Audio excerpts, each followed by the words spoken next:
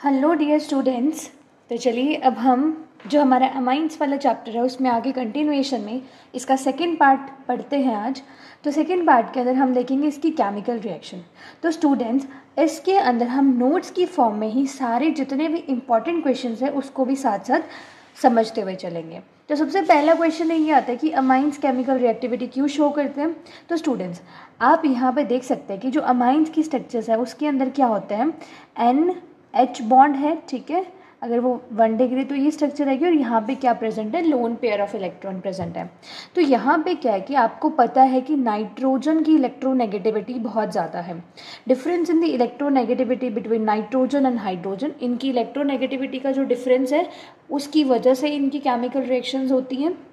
Second कि nitrogen के ऊपर एक unshared pair of electron present है और यहाँ पे क्या है कि जब नाइट्रोजन के साथ डिफरेंट नंबर ऑफ हाइड्रोजन जुड़े होंगे तो इसकी क्लासिफिकेशन अलग हो जाती है, like it is 1 degree 2 degree और 3 डिग्री सो ऑन। तो मतलब 2 बेसिक रीज़न तो ये है। थर्ड जो रीज़न है वो ये बताता है कि अगर नाइट्रोजन 1 डिग्री हुआ तो अलग रिएक्शन शो होगी, 2 डिग्री हुआ तो डिफरेंट रिएक्शन शो होगी।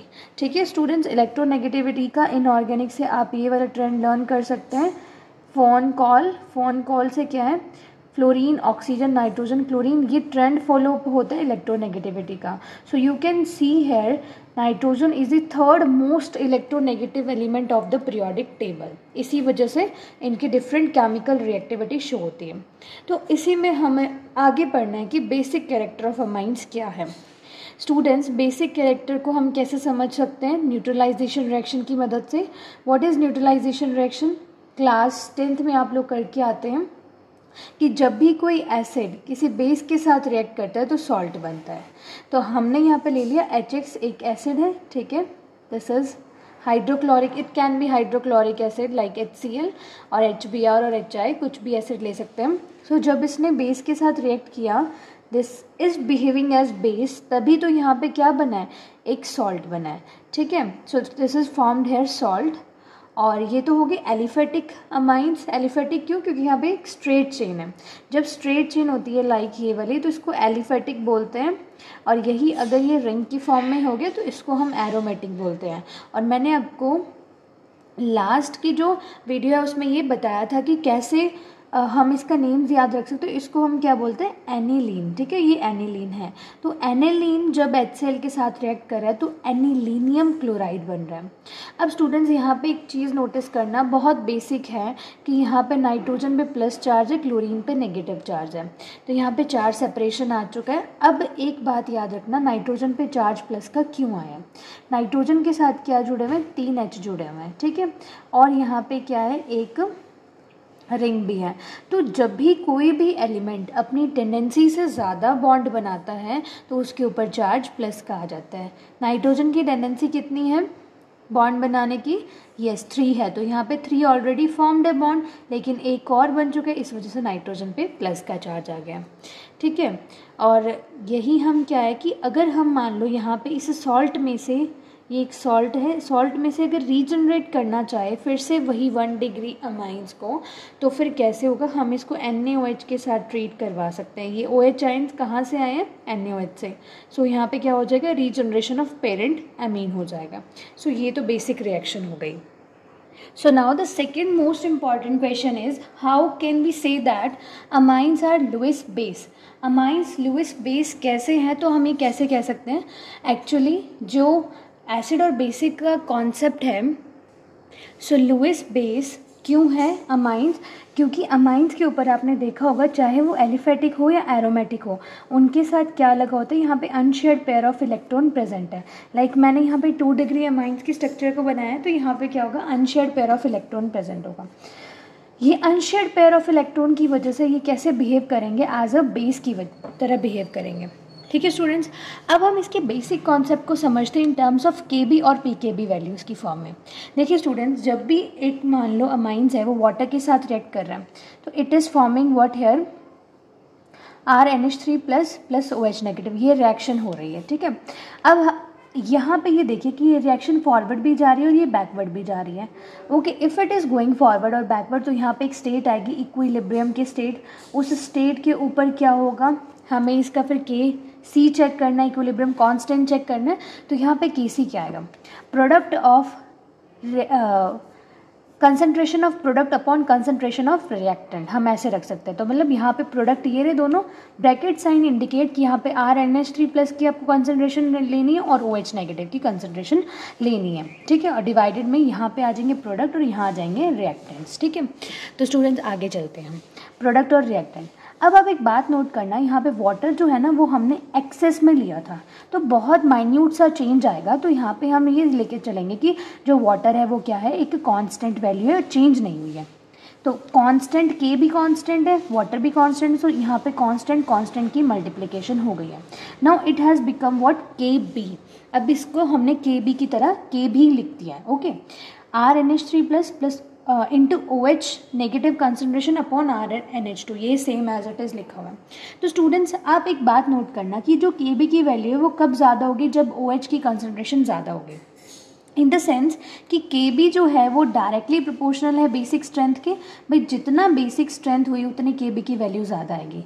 लेकिन जो KB है वो इन्वर्सली रिलेटेड है PKB के, तो यहाँ से रिलेशन आता है ये PKB is equals to negative of log KB, ठीक है। तो ये आपको बहुत अच्छे से करना है। तो हम इसको ऐसे समराइज़ कर सकते हैं कि KB is directly proportional to basic strength. भाई अगर किसी भी अमाइंस का KB ज़्यादा है, इसका मतलब वो बहुत ज़्यादा बेसिक है, और KB ज़्यादा है तो PKB की वैल्यू कम होगी। यहाँ से आपको क्वेश्चन करने के लिए बोर्ड्स में भी आ सकते हैं, प्लस जो आपके कॉम्पिटिटिव एग्जाम है उसमें भी आ सकते हैं। तो ये वाला सेक्शन इम्पॉर्टेंट है। Which is a strong base, aliphatic amines एक स्ट्रॉन्ग बेस है या फिर एरोमेटिक अमाइंस एक स्ट्रॉन्ग बेस है, this is very important question. अब इसको हम समझते हैं।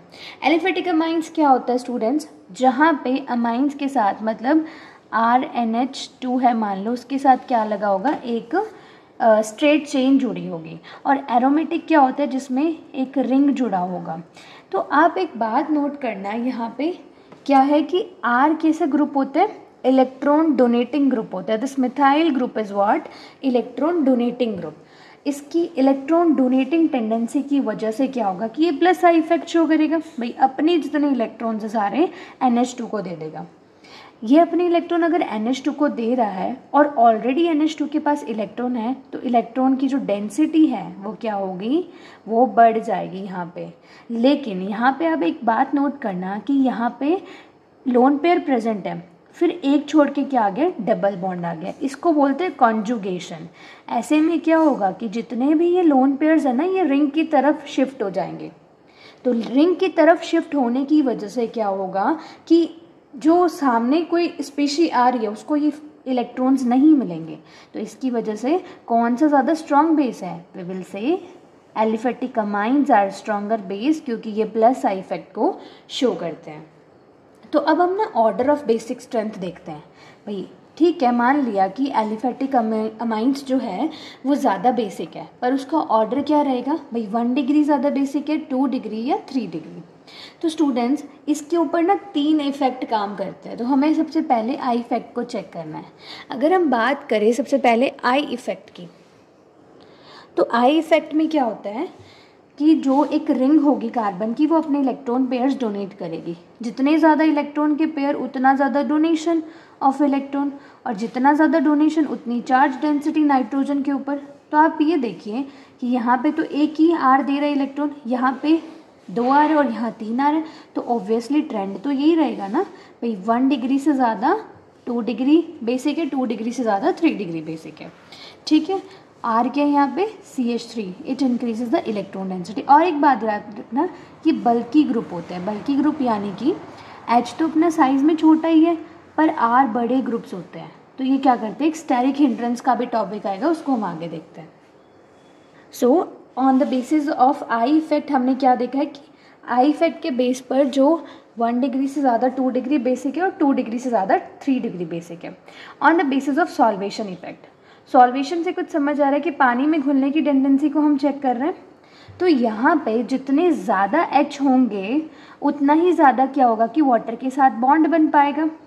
और एक बात याद रखना बच्चों, जब बॉन्ड बनता है ना तो क्या है कि अब मान लो आप अभी 11th 12th क्लास में तैयारी कर रहे हैं, so means you are preparing for your future. So मतलब अभी आपकी एनर्जी ज़्यादा है because you are putting more energy in your preparation, but जब आपको एक सीट मिल जाएगी कॉलेजेस के अंदर और आप उस टाइम क्या होगा कि आप स्टेबल हो जाओगे, ठीक है। सो लाइकवाइज हम यहाँ पे ये कह सकते हैं कि जब भी कोई एक एटम क्या है बॉन्ड बनाता है दूसरे एटम के साथ, तो फिर एनर्जी क्या होती है, रिलीज़ होती है, क्योंकि उसकी क्या है, स्टेबिलिटी अचीव हो गई। तो यहाँ पे जितने ज़्यादा एच होंगे उतना ज़्यादा वाटर के साथ बॉन्डिंग बना पाएगा। वाटर के साथ बॉन्डिंग के अंदर एच बॉन्डिंग का कॉन्सेप्ट आता है, ठीक है। तो यहाँ पे ज़्यादा एच बॉन्डिंग हो पाएगी वाटर के केस में, तो फिर आई इफेक्ट से सॉल्वेशन के केस में सारा रिवर्स हो जाएगा। 1 डिग्री ज़्यादा है रिएक्टिव, 2 डिग्री और फिर 3 डिग्री। रीज़न वही कि एच बॉन्डिंग होती है वाटर के अंदर, जिसकी वजह से एनर्जी डिक्रीज़ होगी और स्टेबिलिटी बढ़ेगी। ये नोट कर लेना आप सारा इसको अपनी कॉपी में।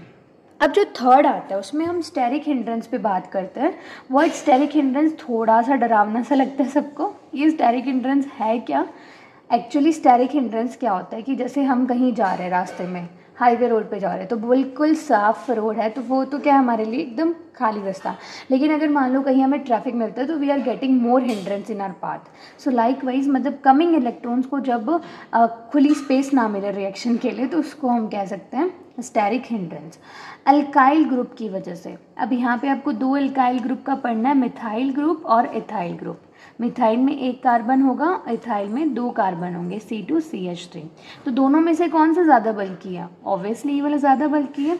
बल्कि ग्रुप में क्या रिएक्शंस होती है? अगर मान लो मिथाइल ग्रुप जुड़ा हुआ है, this methyl group is reactive, is attach to the nitrogen atom. Nitrogen atom पे ये वाला ग्रुप जुड़ा हुआ है, तो रिएक्शन किस अकॉर्डिंग रहेगी? 2 डिग्री ज़्यादा रिएक्टिव, फिर 3 डिग्री, फिर 1 डिग्री, फिर लास्ट अमोनिया। लेकिन अगर मान लो यही मिथाइल ग्रुप आ जाता है, इस C2H5 की जगह CH3 आ जाता है, अभी भी 2 डिग्री रिएक्टिव है, फिर 1 डिग्री रहेगा, फिर 3 डिग्री और लास्ट अमोनिया। यहाँ पे आप ये बात रखना, यहाँ पे प्लस आई इफेक्ट को कंसिड्रेशन में लिया है और यहाँ पे सॉल्वेशन इफेक्ट को कंसिड्रेशन में लिया है, इस वजह से ऐसी आपको मिल रहा है। और ये सारा आता है एक्सपेरिमेंटली। अब आप कहोगे मैम ये क्या है, 2 डिग्री कैसे पहले रिएक्टिव हो गया? तो बच्चों 2 डिग्री एक्सपेरिमेंटली सब कुछ प्रूवन है, इस वजह से ऐसा है। तो इसको आपको ध्यान रखना है, बहुत इंपॉर्टेंट है, क्वेश्चंस आते हैं बोर्ड के अंदर पेपर में, ध्यान रखना। स्टूडेंट्स चलो हम आगे नेक्स्ट क्वेश्चन को देखते हैं। विच इज़ मोर बेसिक, मैंने गलती से यहाँ अल्काइल अमाइंस लिख दिया था, यहाँ पे अमोनिया आएगा। अगर आपको कंपैरिजन करने को दिया जाए अमोनिया और aryl amines means aromatic amines में से कौन सा ज़्यादा बेसिक है, तो आप क्या बोलेंगे कि देखिए यहाँ पे अगर हम बात करें अराइल अमाइन की, ये स्ट्रक्चर है, अभी हमने डिस्कशन किया है इसके ऊपर कि यहाँ पे कंजुगेशन रहता है। कंजुगेशन की वजह से लोन पेयर ऑफ इलेक्ट्रॉन कहाँ आ जाता है? रिंग की तरफ आ जाता है। तो फिर जो भी इनकमिंग स्पीशी है, इनकमिंग स्पीशी क्या होगी? जैसे कोई भी ये बेस है तो कोई भी एसिड होगा या what ever the coming species, उसको क्या होगा कि ये जो इलेक्ट्रॉन की डेंसिटी कम फेवर होगी, तो इसकी वजह से क्या है कि ये हम कह सकते हैं कि ये कम बेसिक होंगे as compared with ammonia. Okay, अब मीन्स हम ये कह सकते हैं कि जो ये लोन पेयर ऑफ इलेक्ट्रॉन्स हैं ये रिंग की तरफ डाइवर्ट हो जाएंगे। इसका मतलब यहाँ पे इनकी सर्कुलेशन रहेगी लोन पेयर ऑफ इलेक्ट्रॉन की। इसकी वजह से यहाँ पे आपको रेजोनेटिंग स्ट्रक्चर्स के बारे में पढ़ना है, और जितनी ज़्यादा रेजोनेटिंग स्ट्रक्चर होती है उतना ही ज़्यादा क्या है, जो आपकी पर्टिकुलर स्पीशी है, जो पर्टिकुलर स्ट्रक्चर है वो स्टेबल होती है। अब मान लो इसकी आप आगे देखोगे इसकी 5 रेजोनेटिंग स्ट्रक्चर आती है, इसका मतलब 5 रेजोनेटिंग स्ट्रक्चर आने की वजह से ये बहुत ज़्यादा क्या बन जाती है, स्टेबल बन जाती है। अब आगे देखते हैं हम, तो ये देखिए इसकी टोटल 5 रेजोनेटिंग स्ट्रक्चर है। जैसे ही lone pair of electron ring की तरफ डाइवर्ट हुआ, आप ये देखना ये वाली ऑर्थो होती है, ये होती है पैरा, और ये होती है para and then meta. The positions are like this is ortho position. अगर NH2 यहाँ लगा हुआ है, so this is ortho position, this is para position and this is the meta position. आपने क्या देखा है कि ऑर्थो और पैरा पे इलेक्ट्रॉन की डेंसिटी बहुत ज़्यादा है, ठीक है। तो फिर आगे हम रिएक्शंस में काम आएगी ये सब बातें। 5 रेजोनेटिंग स्ट्रक्चर होने की वजह से ये काफ़ी ज़्यादा स्टेबल स्पीशी बन जाती है। लेकिन जो एनालिनियम आयन है उसकी तो सिर्फ 2 ही रेजोनेटिंग स्ट्रक्चर है। इसकी वजह से क्या है, कौन सा ज़्यादा बेसिक है? Obviously we will say ammonia ज़्यादा बेसिक है as compared with aryl amines. ठीक है, ये बात आप याद रखना। इस तरीके से दोनों रीज़न करके आपको आंसर देना है। स्टूडेंट्स यहाँ से बहुत सारे क्वेश्चंस पूछे जाते हैं।